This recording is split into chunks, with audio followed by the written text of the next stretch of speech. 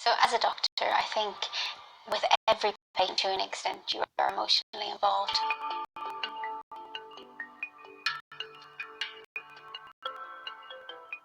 I don't think we get to be human and be doctors and not have emotional involvement. There's levels of emotional involvement, and as a doctor I think frequently I put a cap on it when I'm in a room with a patient, and then take the cap back out when I'm outside, in order to kind of deal with those emotions. In a way, there's a distinction here, isn't there, between emotional sensation and emotional expression.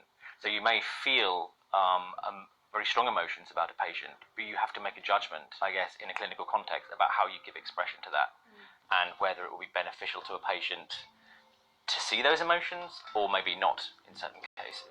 In a real situation, if I have a patient that comes into the A&E and they've been in a trauma and they're maybe bleeding to death and frightened in front of me, for me to actually embody their fear would be silly. Like, what I need to do is understand that they're scared, and then adjust my behaviour accordingly. Certainly, in my journey through medical school, nobody ever sat me down and said, I'm going to teach you how to be dispassionate.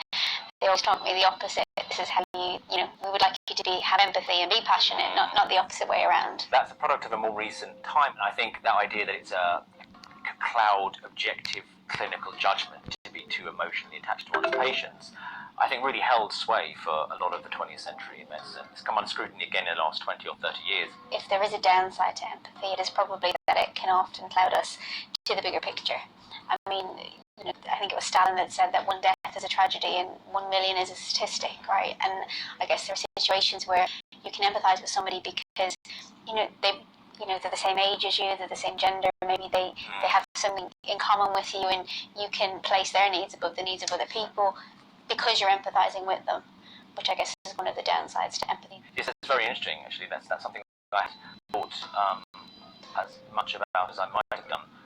The idea that empathy that you might empathise more with certain people because of who they are. The issue isn't getting professionals to be empathetic, it's getting professionals to be able to deal with the emotions that creates. It frequently said that kindness and compassion don't cost anything, and I guess in monetary terms they don't, but actually it is my experience that they do cost you something. Like, emotionally, there's an emotional investment in order to be compassionate. Yes, that's really interesting. There's the concept in sociology of emotional labour, right? And I think often emotional labour is an undervalued aspect of public-facing roles.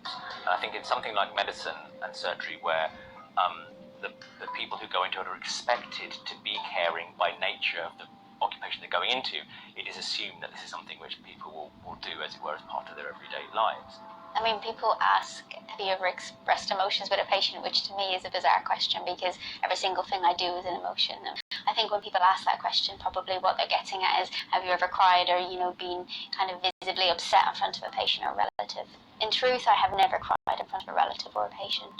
That doesn't mean I haven't cried afterwards, and it doesn't mean I haven't wanted to cry, but I think that in those moments, the only reference I have is my own barometer, and it has never felt right. One other factor to consider, of course, is that medicine and surgery have changed hugely in terms of patients' experiences and patients' expectations. A patient undergoing surgery now will expect their operation to be successful.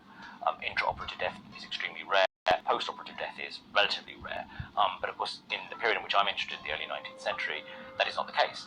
And I think both patients and practitioners approach surgery as a shared tragedy and as a source of great pity.